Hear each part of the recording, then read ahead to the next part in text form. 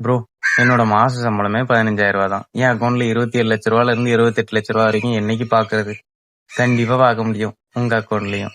அது எப்படின்னு சொல்றேன், மறக்காம கீழ இருக்க சப்ஸ்கிரைப் பட்டனை பிரஸ் பண்ணி விட்டுருங்க. மாசம் ஒரு 15,000 சம்பளம் வாங்குறீங்க. அதுல 7,500 உங்க ஃபேமிலிக்குன்னு ஒதுக்கிருங்க. ஒரு 4,500 உங்களுக்குன்னு எடுத்துங்க. அதாவது recharge, costumes, what ever it is.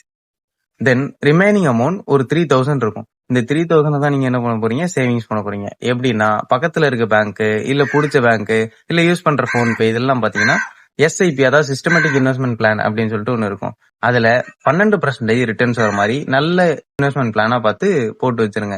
ஒரு 20 வருஷத்துக்கு நீங்க கண்ணை மூடிட்டு கட்டிட்டீங்க அப்படின்னா, 20வது வருஷம் நீங்க எந்த மந்த்ல ஸ்டார்ட் பண்ணீங்களோ அந்த மந்த்ல 27 லட்ச ரூபால இருந்து 28 லட்ச ரூபாய் வரைக்கும் உங்க அக்கௌண்ட்ல டெபாசிட் ஆகும். வீடியோ பார்த்து கடைசி வரை யோசிச்சுக்கிட்டே இருந்தா அக்கௌண்ட்ல காசு பார்க்க முடியாது. சோ எப்ப ஸ்டார்ட் பண்ண போறீங்கன்னு கமெண்ட்ல சொல்லிட்டு போங்க. All the best.